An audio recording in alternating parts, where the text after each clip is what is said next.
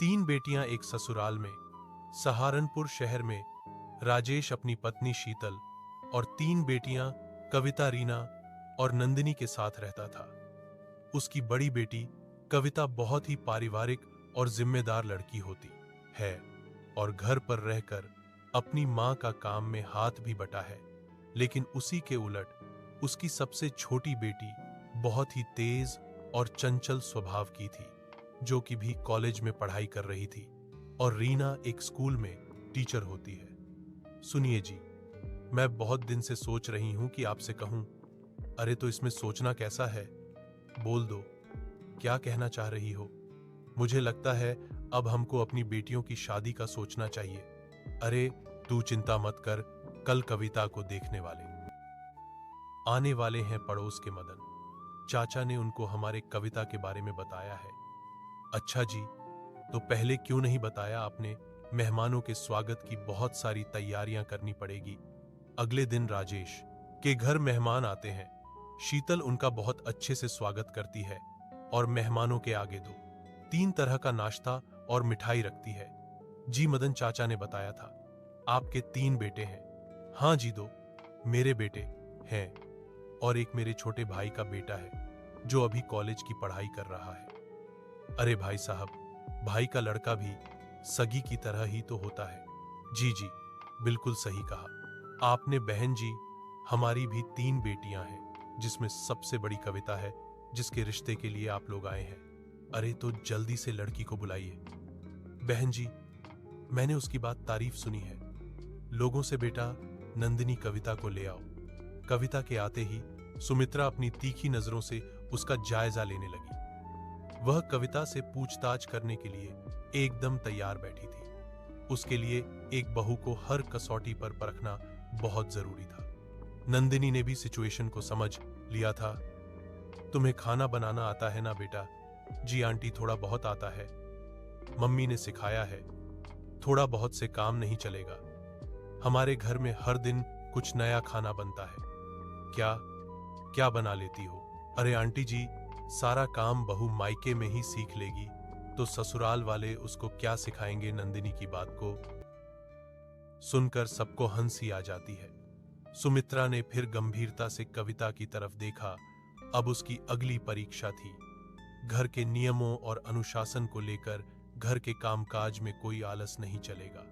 सुबह 5:00 बजे उठकर सब काम समय से करना होता है। तुमने यह सब पहले किया है क्या? जी, मैं मम्मी के साथ घर के काम में हमेशा हाथ पटाती हूँ।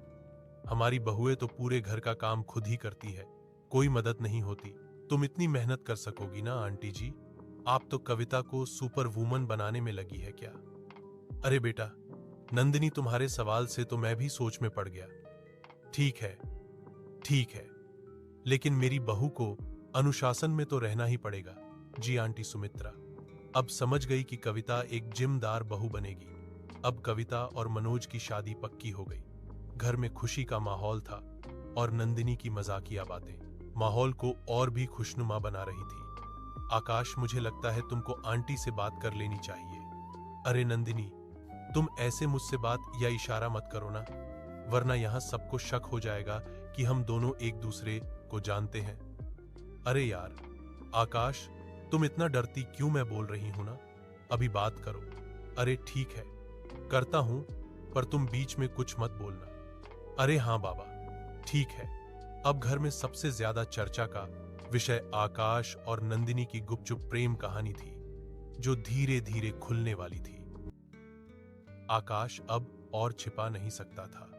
वह सबके सामने अपनी बात रखने के लिए तैयार था। घर में सब रिश्तेदार मौजूद थे। माहौल खुशनुमा था, लेकिन आकाश के मन में बेचैनी साफ झलक रही थी। मम्मी पापा, मुझे आपसे कुछ कहना है। क्या बात है? आकाश, आज तू इतना परेशान क्यों दिख रहा है? वो मैं और नंदिनी, हम दोनों एक दूसरे से प्यार करते हैं। पूरे घर में एक पल के लिए सन्नाटा छा गया। सभी हैरानी से आकाश और नंदिनी की तरफ देखने लगते हैं। क्या कहा? यह बात तुम दोनों ने हमें पहले क्यों नहीं बताई? यह क्या तमाशा है? आंटी जी, हम डर रहे थे कि आप सब क्या कहेंगे। अरे भाई, यह तो फिल्मी सीन, हंसी निकला। वाह, यह तो बड़ा ड्रामा हो गया। हम कुछ भनक तक नहीं लगी। सुमित्रा ने एक तीखी नजर नंदिनी पर डाली, जैसे उसकी हरकत को तौल रही हो, लेकिन फिर उसने आकाश के चेहरे पर सच्ची भावनाएं देखी। उसके अंदर की सांस सख्त थी, पर अपने बेटे की खुशी से ज्यादा कुछ नहीं था। उसने थोड़ी देर सोचा, लेकिन आखिरकार हंसते हुए सबके सामने अपनी सहमति दे दी। ठीक है, अब चुप क्या हो? अगर प्यार किया है तो शादी भी कर लो। सच मम्मी, आप मान गई? अरे हाँ आकाश, सुमित्रा दीदी मान गई है, वरना तुम्हारी हालत पतली कर देती। आप प्यार किया है तो निभाना तो पड़ेगा ही। देखा, आंटी जी भी हमारी टीम में आ गई। अभी माहौल ड्रामेबाजी से शांत ही हुआ था कि रिश्तेदारों ने सोहन को छेड़ना शुरू कर दिया। सोहन पहले से ही अपनी कुर्सी पर बेचैन बैठा था, जैसे उसे कुछ अनहोनी का डर सता रहा हो। अरे सोहन भैया, इतने बेचैन ना हो, अब सिर्फ तुम बचे हो। और खुशी की बात यह है कि तुम्हारे लिए हमने लड़की पहले से देख रखी है। क्या, कौन है वो लड़की और कहां की है? और आप सबने मुझसे क्यों छुपाया? सोहन के इतने सवालों से उसकी हैरानी और परेशानी साफ झलक रही थी। तभी राधिका मजे लेकर बोली, अरे अरे सोहन, इतने घबरा क्यों रहे हो? लड़की तो वही है जो तुम्हारे साथ कॉलेज में पढ़ाती है। सोहन का चेहरा एकदम सफेद पड़ गया। कमरे में अचानक चुप्पी छा जाती है। सबकी नजरें सोहन की तरफ थी। मेरे साथ कॉलेज में पढ़ाती? वह कौन है? वो लड़की यही बैठी है। जीठ जी और मेरे होने वाले जीजा जी। आप मुझे जेठ जी और जीजा जी क्यों बुला ही हो हरेबा? क्योंकि वो लड़की कोई और नहीं बल्कि रीना ही है। क्या रीना? जी हाँ, मैं ही वह लड़की हूं जिसे सबने आपकी दुल्हनिया बनने के लिए चुना है। रीना का यह अंदाज देखकर पूरा घर हंसी के आंखों से गूंज उठा।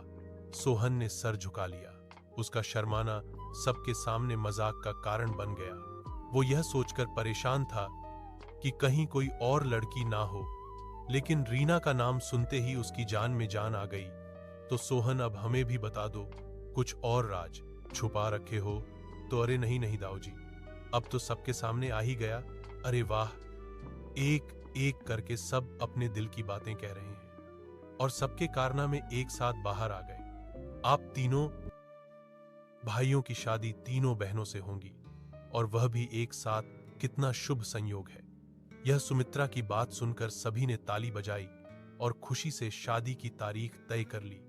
तीनों बेटियों की शादी की तैयारियां पूरे जोर शोर पर थी और नंदिनी की शरारत इस खुशी में चार चांद लगा रही थी। कुछ दिन बाद धूमधाम से शादी हो जाती है और तीनों बहुएं अपने ससुराल आ जाती हैं। कविता, रीना और नंदिनी, आज से तुम इस घर को अपना घर समझना। जी माँ जी, शादी के बाद ससुराल ही तो लड़की का घर होता है। जी बिल्कुल मम्मी जी, आज से यह घर हमारे लिए माइक से बढ़कर है। जी आंटी जी, मैं इसको आज से अपना ही घर समझूंगी। सुनो नंदिनी, तुम अब इस घर के बहू हो, इसीलिए अब हमको आंटी मत कहना। हाँ, नंदिनी दीदी सही बोल रही है, तुम हमें माँ या मम्मी कह सकती हो। अब सुमित्रा और राधिका मिलकर तीनों बहुओं को अपने घर की रीति रिवाज, नियम और अनुशासन में कैसे रहना है यह सब समझा रही थी। लेकिन तभी नंदिनी को वहां खड़े खड़े आंख लग जाती है। देखो, इस लड़की को इसमें बिल्कुल भी शर्म नाम की चीज नहीं है। नंदिनी, नंदिनी, जी जी माँ जी, समझ गई समझ गई। क्या समझ गई? जो आपने अभी बताया। लेकिन तुम तो सो रही थी, फिर कैसे समझ गई? नहीं मम्मी, मैं मां जी की बातों को बहुत ध्यान से सुन रही थी। सुमित्र नंदिनी के चंचल स्वभाव से वाकिफ थी, इसलिए वह बात को टाल कर सबको समझा बुझाकर बात खत्म करती है। अगली सुबह कविता और रीना जल्दी जल्दी उठकर अपने काम में लग जाते हैं। तभी किचन में कविता रीना से पूछती है, अरे रीना, यह नंदिनी कहां है? सुबह से दिखाई नहीं दी। मुझे लगता है दीदी वह अभी उठी भी नहीं होगी। अरे तो उसे जल्दी उठा देना, किसी ने देख लिया तो उसे सोते हुए उसके साथ हमारी भी खटिया खड़ी हो जाएगी। तभी अचानक राधिका किचन में आ जाती है। अरे कविता बेटा, नाश्ता तैयार हो गया क्या? जी माँ जी, बस 5 मिनट में हो जाएगा। अच्छा ठीक है। अरे रीना, ये नान ने कहा है? वो मम्मी जी अभी यहीं थी, अब शायद कहीं दूसरा काम करने लगी होगी। जब वह आ जाए तो उसे मेरे पास भेज देना। जी जी मम्मी जी, भेज दूंगी। अब कविता तुरंत रीना को नंदिनी को जगाने भेजती है। रीना दौड़ते हुए नंदिनी के कमरे में जाती है, लेकिन वह तो मजे से बिस्तर पर पड़ी सो रही होती है। नंदिनी, अरे नंदिनी उठ वना, आज तेरी वजह से हम सब फंस जाएंगे। अरे यार क्या है दीदी, सोने दो ना, कितनी मस्त नींद आ रही है। तभी राधिका पीछे से आकर एक मग पानी नंदिनी के मुंह पर फेंक है और नंदिनी हड़बड़ा कर उठ बैठती है। अपने सामने राधिका को खड़े देखकर वह घबरा जाती है। नंदिनी, यह क्या बचपना है तुम्हारी? यह हरकत अगर सुमित्रा दीदी देख लेती तो आज तुम्हारे साथ हम तीनों की भी क्लास लग जाती। सॉरी मम्मी जी, आगे से ऐसा नहीं होगा। जल्दी से 10 मिनट में तैयार होकर किचन में आ जाना, वरना तुम्हारी खैर नहीं समझी जी। मम्मी जी, अभी आती हूं। अब जैसे तैसे ही सुबह का नाश्ता नंदिनी अपनी बहनों के साथ मिलकर सबको करवाती है। उसके बाद सुमित्रा सबको बोलने लगती है, बहुओं तुम सबने अच्छा नाश्ता बनाया था, लेकिन आज नाश्ता पूरे 15 मिनट लेट हुआ है। अरे जाने दो ना दीदी, यह सब अभी नहीं है, इसलिए इनको यह सब नहीं पता नहीं। राधिका, अगर अभी से इनको अनुशासन में नहीं रखा गया तो यह सब अपने मन का करने लगेंगे, इसलिए इनको यह बताना बहुत जरूरी है। जी दीदी। सुमित्रा तीनों को उठने, खाने और सारे काम करने का समय बता देती है। कविता और रीना दोनों अच्छे से यह बात समझ जाते हैं, लेकिन नंदिनी इसको सीरियसली नहीं लेती और अपने हिसाब से ही काम करती है। तभी एक दिन कविता, रीना मुझे पता है तुम दोनों समझदार हो, घर के नियमों का पालन करती हो, ऐसे ही अच्छे से घर संभालो जी। माँ जी, हम कोशिश कर रहे हैं कि सब कुछ ठीक रहे। हाँ मम्मी जी, आप जैसा कहेंगी हम वैसा ही करेंगे, लेकिन मम्मी जी मेरी तो यह आदत है, अगर कोई गलत बात करे तो मैं उसका विरोध करती हूँ और वह करूंगी भी। गलत, मेरे घर में कोई गलत बात नहीं होती, समझी नंदिनी? अगर बहुएं इंसानों की तरह नहीं, मशीनों की तरह काम करें तो यह तो गलत ही है ना नंदिनी? तुझे बड़ों से बात करने की तमीज है कि नहीं? माँ जी, इसे माफ कर दीजिए, इसे पता नहीं कैसे बोला जाता है, मैं इसे समझा दूंगी, ठीक से समझा देना। अगली बार मैं यह बर्दाश्त नहीं करूंगी, समझ लेना तुम। तीनों, कविता और रीना, अब नंदिनी को बहुत समझाते हैं, लेकिन उसको कुछ समझ में नहीं आता। वह दिखावे के लिए उन दोनों को हाँ हाँ कर देती है, लेकिन मन ही मन वह इस अनुशासन भरे नियमों से तंग आ चुकी थी। पता नहीं यह मांझ अपने आप को क्या समझती है, बहुएं क्या मशीन होती है जो दिन भर काम में लगी, और ऊपर से इनके नियम और अनुशासन। I hate this. अब मुझे यह सब बदलना पड़ेगा। हर बार जब सुमित्रा या राधिका कोई ऐसा नियम बनाती जो बहुओं के लिए ठीक ना हो, कविता और रीना तो चुपचाप उसे मान लेती थी, लेकिन नंदिनी अपनी आवाज उठाने से पीछे नहीं हटती थी। उसे लगता था कि अपने आत्मसम्मान के लिए खड़ा होना जरूरी है। नंदिनी बेटा, घर के नियमों का पालन करना जरूरी है। तुम यह हर बात में दखल दोगी तो सब नाराज हो जाएंगे ना? मम्मी जी, अगर बात सही हो तो मैं मान लूंगी, लेकिन गलत बातों पर चुप नहीं रह सकती मैं। अरे नंदिनी पागल, ऐसे तो पूरा घर तुमसे नाराज हो जाएगा। हाँ नंदिनी, हमें यहाँ शांति बनाए रखनी है, वरना हर दिन घर में किसी ना किसी बात पर लड़ाई होती रहेगी। लड़ाई से डरने की कोई जरूरत नहीं है, कभी कभी अपनी बात रखने के लिए लड़ना जरूरी होता है। नंदिनी, इस घर में सुमित्रा दीदी के बनाए हुए अनुशासन से ही काम करना होगा, समझी? अब धीरे धीरे सुमित्रा की कड़े अनुशासन और नियमों का असर और बढ़ने लगा। सुमित्रा चाहती थी कि हर चीज उसके हिसाब से हो, जो बहुओं के लिए मुश्किलें खड़ी करने वाला था। सुनो तुम तीनों, सुबह उठने का टाइम 5:00 बजे है। अगर देर हुई तो समझ लो मेरा गुस्सा देखना पड़ेगा। मम्मी जी, हम इंसान हैं या मशीन? इतनी जल्दी उठकर कैसे काम करेंगे? मां जी, हम कोशिश कर रहे हैं, लेकिन हर दिन यह सख्ती मुश्किल है। बहुएं घर का काम करने के लिए होती हैं, आराम करने के लिए नहीं आई। यहां पर हम काम से भाग नहीं रहे मम्मी जी, लेकिन इतने खड़े नियम। सुमित्रा, थोड़ा नरम रहो, बहुओं को भी सांस लेने दो। अब जैसे जैसे समय बीतता गया, सुमित्रा की शक्ति और बढ़ती गई बहुओं की एक छोटी गलती भी बड़ा मुद्दा बन जाती थी। एक दिन नाश्ता थोड़ी देर से बना और सुमित्रा ने फिर अपना गुस्सा दिखाया। यह क्या नाश्ता, अभी तक नहीं बना? तुम्हारे मायके में क्या ऐसे ही आलस करते थे? तुम सब मांझी, गैस में थोड़ी दिक्कत थी ना, इसीलिए देर हो गई, बहाने मत बनाओ। मैं सब समझती हूँ, मेरे घर में यह चाल नहीं चलेगी। हम दिन रात काम कर रहे हैं, फिर भी इनको नजर में ही नहीं आता। अरे मम्मी जी, आप थोड़ा आराम कर लीजिए, गुस्सा कम हो जाएगा। हाँ सुमित्रा दीदी, ऐसे तो बहुएं घर से भाग जाएंगी। एक दिन काजल सुमित्रा से कॉलेज पिकनिक पर जाने के लिए कहती है, लेकिन सुमित्रा उसको डांट कर चुप करवा देती है। अब नंद ने यह सब सुनकर मौके का फायदा उठाकर काजल को अपनी टीम में लेने का सोच लेती है। अरे क्या हुआ काजल, तुम रो क्यों रही हो? नंदिनी भाभी, मैं पिकनिक पर जाना चाहती थी पर मम्मी ने मना कर दिया, बोलती है यह सब फालतू काम ना करो, घर का काम सीखो। मम्मी जी को वैसा नहीं करना चाहिए था।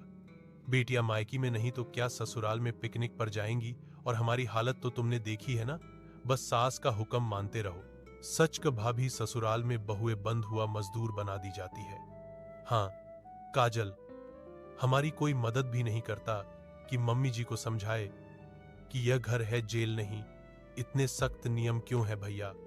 पर भाभी अब तुम चिंता मत करो, मैं मां से बात करूंगी, हम लोग मिलकर इन नियमों को बदल देंगे। यह हुई ना बात। काजल देखो, रोने से ना कुछ नहीं होता, अपने हक की लड़ाई लड़नी ही पड़ती है। एक दिन सुमित्रा सुबह सुबह नंदिनी को ताने मारने लगी, जिससे परेशान होकर नंदिनी ने काम करना छोड़ दिया तो सुमित उस पर भड़क उठी। नंदिनी, यह क्या हरकत है? काम छोड़कर बैठ गई। हाँ मम्मी जी, छोड़ दिया। कोई इंसान इतने काम नहीं कर सकता जितना आप चाहती हो। नंदिनी सही कह रही है मम्मी जी, हर चीज में केवल अपनी ही चलाना सही नहीं है। मेरे घर में मेरी ही चलती है और हमेशा चलेगी। मां जी, अगर आप अपनी बात हमें प्यार से समझाएंगे तो हम भी हर काम कर लेंगे, लेकिन चिल्लाने से काम गलत हो जाता है। दीदी, थोड़ा सोच समझ कर चलो ना, बहुओं को दबाकर रखने से कुछ नहीं होगा। सुमित्रा की शक्ति से तंग आकर एक दिन काजल और नंदिनी ने आपस में बात की। उन्होंने मिलकर फैसला किया कि अब कैसे सुमित्रा का सामना करना है। नंदिनी, तुमने आज फिर मेरे बनाए नियम तोड़े, मैं अब तुमको नहीं छोड़ूंगी। मां, तुम क्या नियम नियम करती हो? नियम जेल में होते हैं, घर में कैसे नियम? मम्मी जी, मैं आपकी हर बात मानती हूं, बल्कि घर में सब आपकी बात मानते हैं, लेकिन तब भी आप सबको अपनी उंगलियों पर नचाना चाहती हैं। यह तो बहुत गलत बात है। हाँ दीदी, ऐसे तो घर में बहुएं हमारे खिलाफ हो जाएंगी। सुमित्रा बहुएं सही कह रही है, इतने कड़े नियमों की जरूरत तो जेल में होती है। मुझे लगता है तुम्हें इसमें सुधार करना चाहिए। सबका ऐसे एक साथ सुमित्रा के नियमों पर बोलना उसको बिल्कुल शांत कर देता है।